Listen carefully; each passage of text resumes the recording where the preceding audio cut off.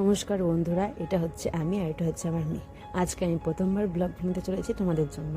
তো ভালো লাগলে এটা কমেন্ট করে দিও, আর খারাপ লাগলে ক্ষমা করে দিও বোন হিসেবে। এটা হচ্ছে আমাদের বাড়ির সদর গেট, আর পাশে হচ্ছে দোকানের ব্যবস্থা। পাশে আমার শাশুড়িমা দাঁড়িয়ে রয়েছে। আজকে আমি তোমাদের সবার প্রথমেই দেখাবো আমাদের বাড়ির মন্দির। আমরা মধ্যবিত্ত বললেই চলে।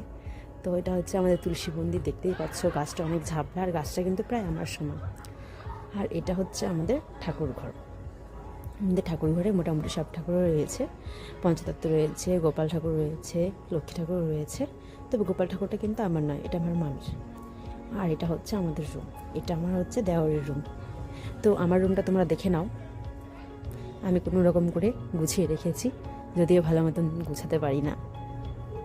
তো এখন আমি তোমাদের দেখাচ্ছি আমার দেওরের রুমটা। তো তার আগে আমার ড্রেসিং টেবিলটা তোমরা দেখিয়ে নিলাম। এটা হচ্ছে আমার দেওরের রুম, সোফা, খাট, আর এইটুকু সামান্য জিনিস নিয়ে আমাদের হচ্ছে ঘর। তো এখন আমি তোমাদের দেখাবো আমার শাশুড়ি মাদের ঘর, আমার শাশুড়িমা, শাশুড়মশাই। এটা হচ্ছে আমার দেওর আর আমার বরের বাইক, আর হচ্ছে এটা হচ্ছে ওনাদের ঘর। বিছানা রয়েছে, টুকটাক হাবিজাবি রয়েছে। আর আমি আমার শাশুড়ি মায়ের বড় বৌমা, আর মেয়ে বললেও চলে, কারণ ওনার মেয়ে নেই, দুই ছেলেই। তো এখানেও ড্রেসিং টেবিল রয়েছে, এখানে আয়নার মধ্যে একটু উঁকি মারলাম। চলো এখন বাইরে চলে যাচ্ছি। আমার কিন্তু আজকে মা এসেছে, মা আজকে মঙ্গলবার বাড়িতেই থাকে। তো আমাদের বাড়িতে একটু ঘুরতে এসেছে। আমার শাশুড়ি মা একটু অসুস্থ, তো এখন বিকেল হয়ে গেছে, সন্ধ্যা সন্ধ্যা দেওয়ার সময় হয়ে যাচ্ছে। তো মা আর আমার মেয়ে বাইরে খেলা করছে, সাইকেল চালাচ্ছে।